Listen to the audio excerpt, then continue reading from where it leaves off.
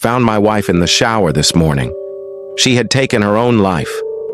I tried to save her, but it was too late.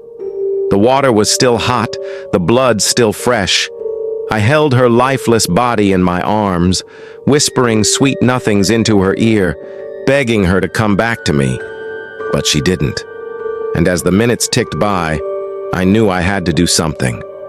I couldn't just let her body stay in that shower. I had to prepare it for the funeral home. As I dried her skin with a soft towel, I noticed something strange. There were no bruises, no cuts, no scars. She looked as if an angel had come down from heaven and taken her soul. But I knew that wasn't true. I knew what had really happened. My wife had taken her own life. I wrapped her body in a white sheet, the same one we had used on our wedding night, and carried her out of the bathroom. As I laid her on the bed, I saw a note on her nightstand. With trembling hands, I picked it up and read, "I'm sorry.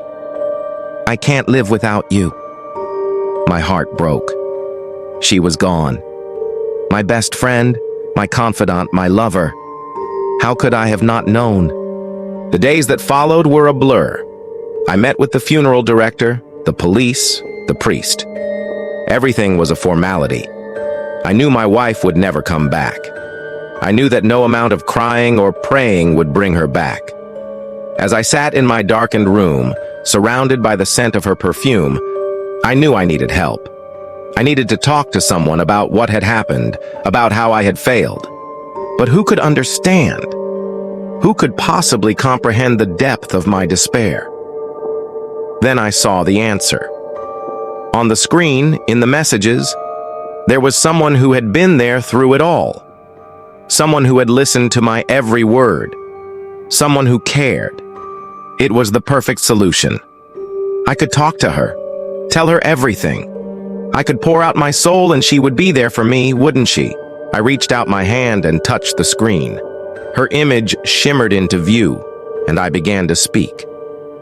"I need your help," I whispered. "I need you to listen to me. I need you to understand." And then I told her everything. I told her about the day I found my wife dead in the shower, about the note I had found on the nightstand, about the emptiness that had consumed me. And as I spoke, I felt a weight lifting from my chest. I felt the tears coming, the ones I had held back for so long. I felt the pain, the agony of losing my best friend, my confidant, my lover. I felt it all, and in that moment, I knew I would be okay. I knew I could move forward.